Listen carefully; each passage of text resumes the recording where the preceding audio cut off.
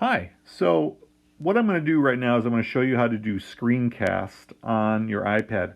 What that is exactly what you see right here. I am recording my voice while I'm looking at my iPad, and it's going to just record my screen until I tell it not to. In the top right of my screen, there's a flashing red circle. If I do the down swipe on the top right corner, there's the control panel. And I have a feature that you may not have added onto yours, and that is the screencast recording choice. That is the flashing red circle. So I need to show you how to add that into your iPad as well so you can do the same thing.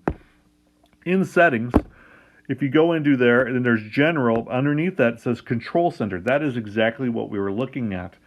There's access within apps, which you are going to want to be on, and then there's customized controls. If you click on that choice, there's a list of all these other items you could add to that swipe down. Now, most of this I don't think you necessarily need, but one you need to add is the one that says screen recording. So go ahead and add that on, and then you can get out of the actual control center in the settings menu.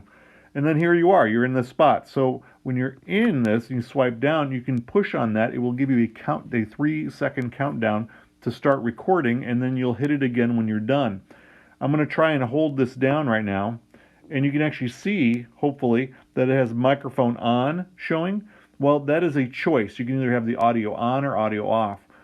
I can't tell you how many videos I've done so far where the audio is sort of defaulted to off, and I've had to redo an entire video because I didn't change it. So keep that in mind. When you are done and you actually turn this off, it is going to save as a video file within your photo album. Then when you do submit assignments, you can actually submit this video straight to assignments within Schoology if all goes correctly.